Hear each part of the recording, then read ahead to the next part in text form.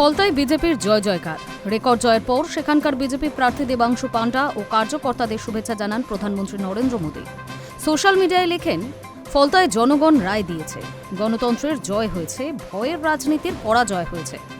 এরপর এই জয়ের কাণ্ডারি হিসেবে মোদীকে ধন্যবাদ জানান মুখ্যমন্ত্রী শুভেন্দু অধিকারী।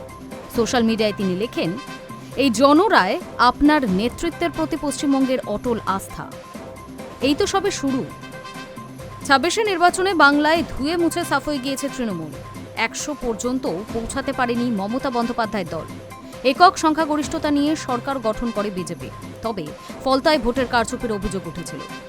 কমিশন তা খতিয়ে দেখে ওই আসনে পুনর্নির্বাচনের নির্দেশ দেয়। গত ২১শে মে ফলতায় ভোট হয়েছিল। রবিবার ছিল গণনা। ১,০৯,০২১ ভোটে জিতেছে বিজেপি প্রার্থী দেবাংশু পান্ডা। দ্বিতীয় স্থানে উঠে এসেছে সিপিএম। জামানতও বাঁচাতে পারেনি তৃণমূল প্রার্থী। ফলতার এই রেকর্ড জয়ের পরই ফলতার প্রার্থী ও কর্মীদের শুভেচ্ছা জানান মোদী। লেখেন, ফলতায় জনগণ রায় দিয়েছে, গণতন্ত্রের জয় হয়েছে এবং ভয় দেখানো রাজনীতির পরাজয় ঘটেছে। ফলতায় রেকর্ড ব্যবধানে জয়ী শ্রী দেবাংশু পান্ডাজিকে অভিনন্দন। এটি বিজেপির প্রতি পশ্চিমবঙ্গের জনগণের অটল আস্থারই প্রতিফলন।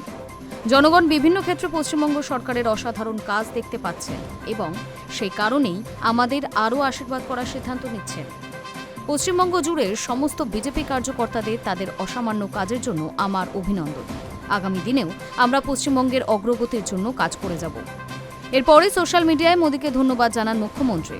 তিনি লেখেন, ফলতার জনগণ স্বৈরাচারের বিরুদ্ধে রায় দিয়েছে, উন্নয়নের পথ বেছে নিয়েছে। মাননীয় প্রধানমন্ত্রী, এই জনরায় আপনার নেতৃত্বের প্রতি পশ্চিমবঙ্গের অটল আস্থা এবং প্রতিকূল পরিস্থিতির সাহসের সঙ্গে রুখে দাঁড়ানোর আমাদের বিজেপি কর্মীদের অক্লান্ত নিষ্ঠার প্রতিফলন। ফলতায় পদ্ম ফুটেছে, আর এটা তো সবে শুরু। Hi news network.